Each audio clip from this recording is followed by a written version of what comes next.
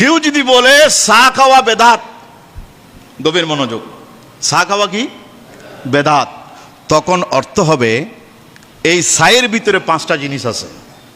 এখানে আছে পানি, এখানে আছে রং, এখানে আছে চিনি, এখানে আছে দুধ, এখানে কি আছে লবণ সামান্য, তারপরে চা পাতা, এগুলো মিক্স করে একটা চা হয়েছে, ঠিক না?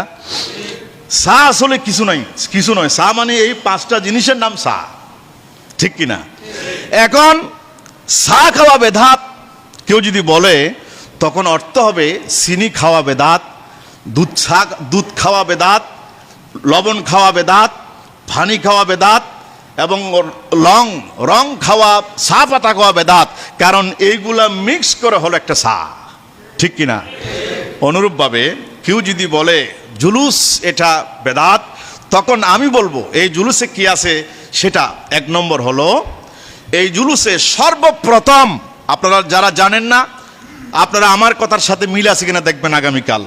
নাম্বার 1, এই জুলুস শুরু হওয়ার আগে তাহাজ্জুদের সময়, ফজর হওয়ার আগে এই সময়ে চট্টগ্রাম জামিয়া আহমদিয়া সুন্নিয়া আলিয়ার খানাকা শরীফে আগামীকাল এই রাত্রের সামনে রাত্রে প্রথমে কোরআনে কারীম তেলাওয়াত করা হবে। নাম্বার 1 কাজ কোরআন শরীফ তেলাওয়াত। 2 নম্বর, আমার নবীর উপরে নাতে রাসূল সাল্লাল্লাহু আলাইহি ওয়াসাল্লাম পাঠ করা হবে, অর্থাৎ নবীর প্রশংসা করা হবে। নবীর প্রশংসা তো কোরআন শরীফে আছে না? আছে।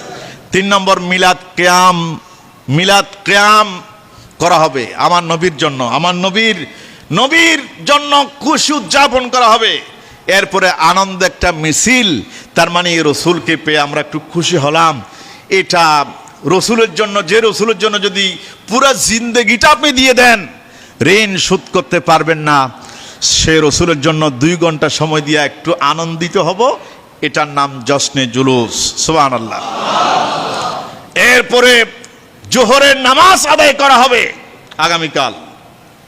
আপনারা দেখবেন জোহরের নামাজ, আপনার বৃষ্টি পড়ুক, তুফান হোক, ঝড় হোক, যাই হোক না কেন, আগামীকাল জোহরের নামাজ জামিয়ার ময়দান, বহদ্দার হাট, অক্সিজেনের মোড় থেকে শুরু করে মোরাদপুর থেকে মানুষ ছাড়া আপনারা কিছু দেখতে পারবেন না, নামাজ আদায় করা হবে।